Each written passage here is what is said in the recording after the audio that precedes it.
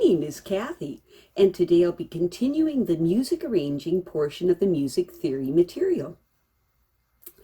But before I do this, I wanted to tell you that I have a great many videos now on many different topics, so I've decided to make several different video playlists so that it's easier to find videos of greatest interest. So please check out my playlist page.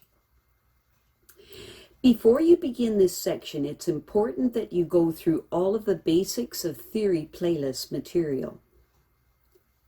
For this portion of the music theory material, we will be using Sylvia Woods' Music Theory and Arranging Techniques for Folk Harps book. This is a wonderful book that you'll thoroughly enjoy.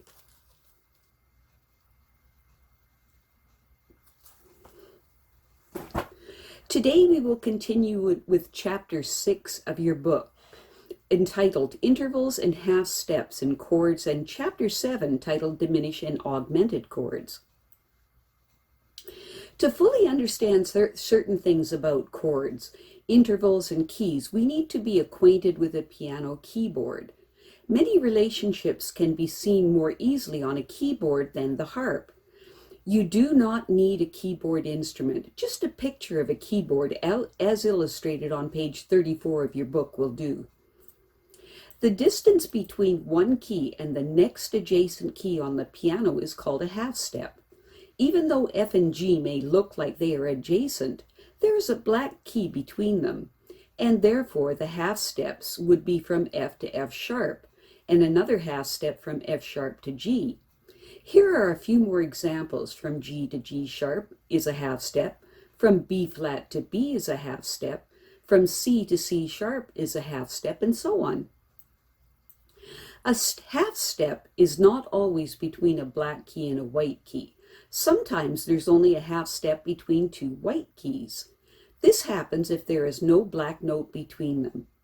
Between B and C is a half step, as is the example, the distance between E and F. A whole step, of course, is the same as two half steps. For example, from F to G is two half steps, or one whole step. From C to D is a whole step, and from G sharp to A sharp is a whole step, and so is from E to F sharp a whole step. You can add half steps and whole steps together. For example, let's find out how many half steps there are between the three notes of a root position chord, C major chord. Start on the C, which is counted as 1. Then you have the black key of C sharp, which is counted as 2, and then the white key D, which is counted as 3, and then the black key D sharp, which is counted as 4. And finally, you end up on the E, which is counted as 5, for a total of 5 half steps. All major triads have this interval arrangement of 5 half steps between the bottom two notes, or you can say that a major triad is comprised of a major third interval and a perfect fifth interval. A perfect fifth interval of the C major chord is counted starting on the white key of C, which is counted as 1, then the black key of C sharp, which is counted as 2, and then the white key of D, which is counted as 3, and then the black key of D sharp, which is counted as 4, and then the white key of E, which is counted as 5, and then the white key of F, which is counted as 6, and then the black key of F sharp, which is counted as 7, and then the white key of G, which is counted as 8.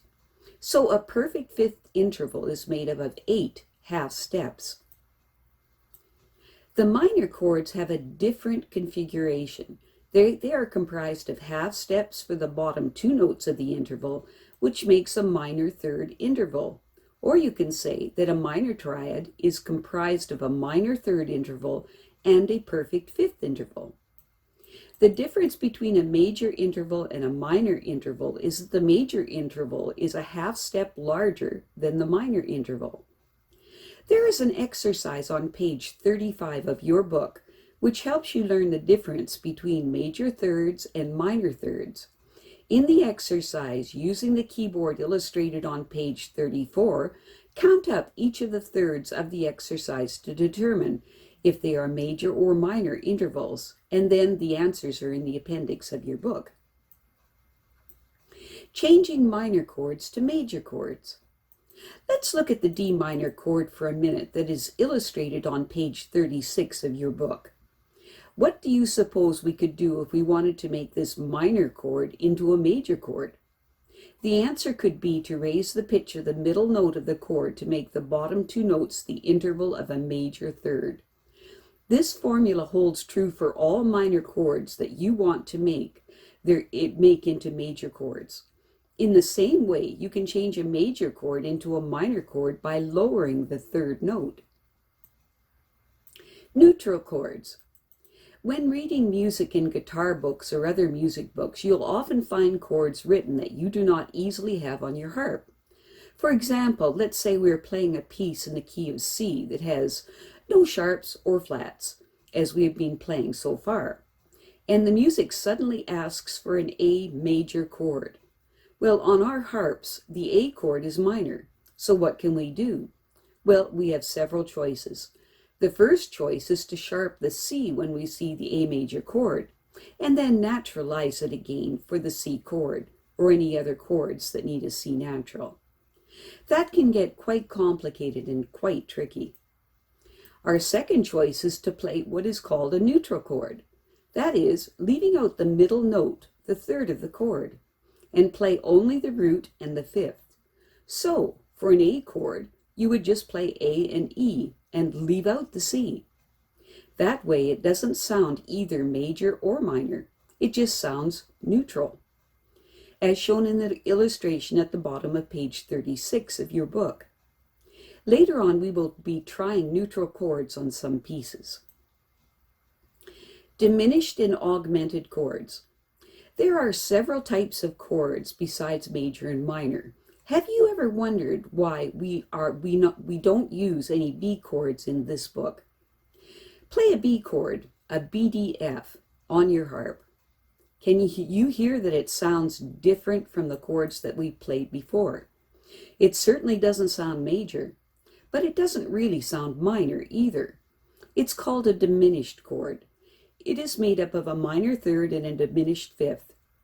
A diminished fifth is a half step smaller or lower than a perfect fifth. The notation for a diminished chord is either dim or a superscript, which is a tiny little circle after the chord name, as illustrated in your book on page 37. Another interesting chord is an augmented chord. It is made up of a major third and an augmented fifth.